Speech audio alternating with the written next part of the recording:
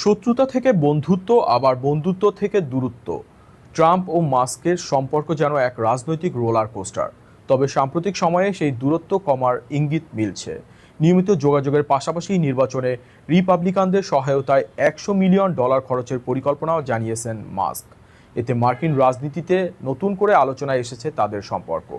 কেন আবার কাছাকাছি হচ্ছেন তারা, কারা মধ্যস্থতা করেছেন এবং নির্বাচনে এর প্রভাব কতটা হতে পারে, জানুন বিস্তারিত।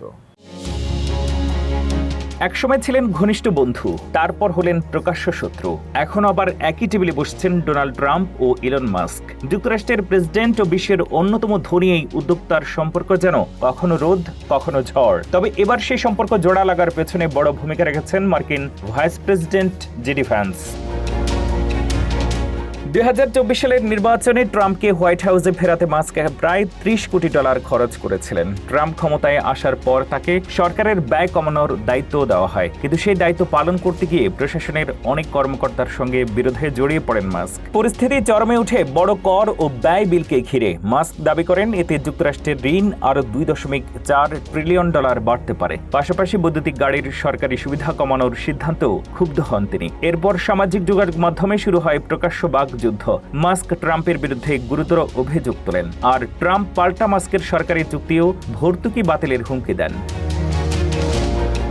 তবে সম্পর্ক পুরোপুরি ভেঙে পড়তে দেয়নি হোয়াইট হাউসের একটি অংশ। ভাইস প্রেসিডেন্ট ভ্যান্স মাস্ক এবং তার সহযোগীদের সঙ্গে যোগাযোগ ধরে রাখেন। পরে মাস্কও নিজের কিছু মন্তব্যের জন্য অনুতাপ প্রকাশ করেন।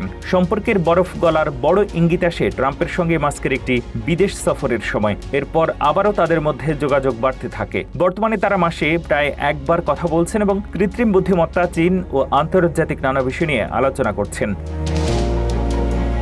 সবচেয়ে বড় চমক, আগামী নভেম্বরের মধ্যবর্তী নির্বাচনে রিপাবলিকানদের পক্ষে $10 কোটি পর্যন্ত খরচের পরিকল্পনা করেছেন মাস্ক। তবে বন্ধুত্ব ফিরলেও আগের সেই ঘনিষ্ঠতা ফিরবে কিনা তা নিয়েই এখন প্রশ্ন।